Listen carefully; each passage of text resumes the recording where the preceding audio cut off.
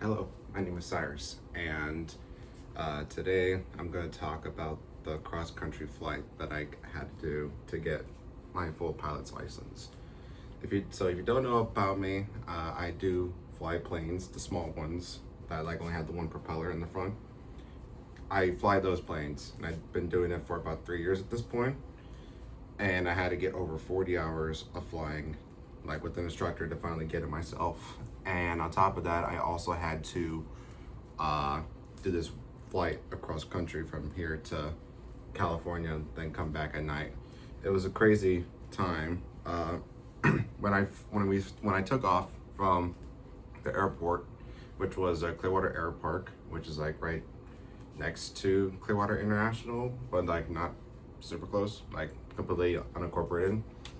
And during the flight to California, the little plane can only go so fast. So I was only able to make it to Texas on the first day, and then I had to land. And then the next day I took off again, went and flew away to California. And that was like the first part of the trip was actually pretty normal, and like nothing crazy or anything like that happened. But on the way back, it had to be done at night. And the thing is with those planes, like they don't really have like headlights and stuff like that. So like seeing can be a little rough. It was actually one of those things where I had to kind of stare at the sonar to see if there's mountains or anything like that, because you can't see anything out there. It's pitch black, especially when you're flying through the mountains. So like the fly from California to like past Nevada and stuff like that, that was probably the scariest part of my flight. And also, there was one point towards the end of my journey where I needed to use the bathroom. I needed to land the plane and use the bathroom.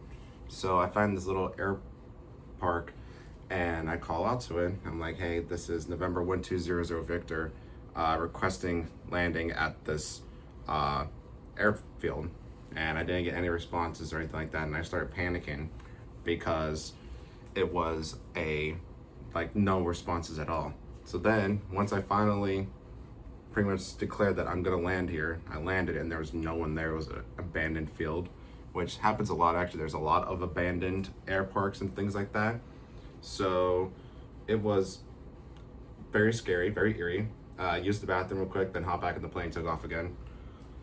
And then when I got back, I was very proud of the fact that I was able to complete that trip perfectly fine. So I'm excited. And yeah, thanks.